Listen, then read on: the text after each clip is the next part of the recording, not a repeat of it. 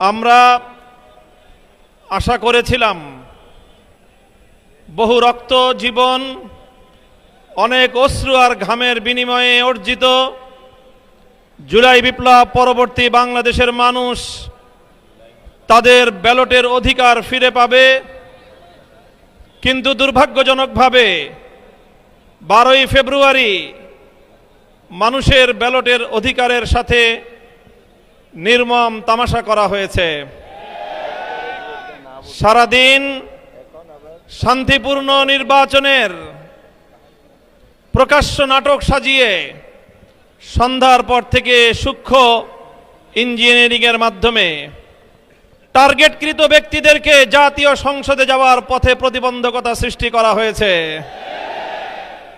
Deep স্টেটের agenda বাস্তবায়ন করতে বাংলাদেশের জনগণের অর্থে লালিত প্রশাসন ব্যবহৃত হয়েছে।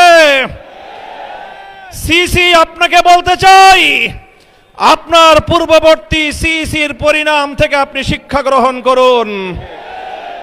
আমরা যে আপত্তি জানিয়েছি, সঠিক তদন্তের মাধ্যমে জনগণের ব্যালটের অধিকার যদি ফিরিয়ে না দেন, বাংলার মানুষ জোর করে তাদের অধিকার কেড়ে নেবে ইনশাআল্লাহ।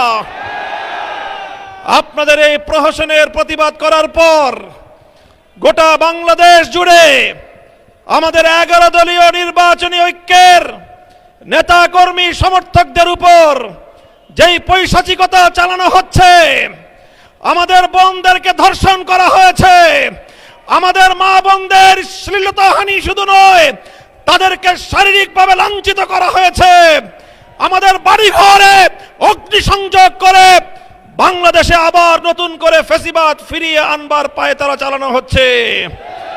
মনে রাখবেন, রক্ত দিয়ে যে জুলাই বিপ্লব হয়েছে, সেই বাংলাদেশে আর কোনোদিন ফ্যাসিবাদ ফিরে আসতে পারবে না ইনশাআল্লাহ। পুরনো ফ্যাসিবাদীদের সাথে সখ্যতা করে বাংলাদেশের রাজনীতিতে যদি তাদেরকে আপনারা প্রবেশ করবার সুযোগ তৈরি করে দিতে চান, যেই পথ ফ্যাসিবাদকে ফিরে আসার জন্য তৈরি করবেন, সেই পথ দিয়ে আপনাদেরকে দিল্লিতে বিতাড়িত করা হবে।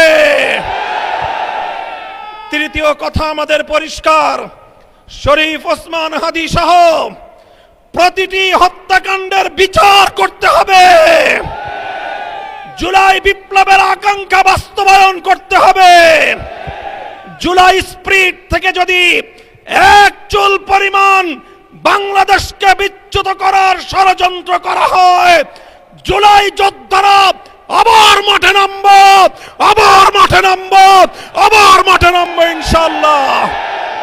সকলকে ঐক্য এবং সংহত মজবুত করার, আগামী দিনে দেশের মানুষের ভাত এবং ভোটের ন্যায্য অধিকার বাস্তবায়নের লক্ষ্যে চলমান এই সংগ্রামকে মজবুত এবং সংহত রাখার উদাত্ত আহ্বান জানাই। নাসরুম মিনাল্লাহি ওয়া ফাতহুন করিব।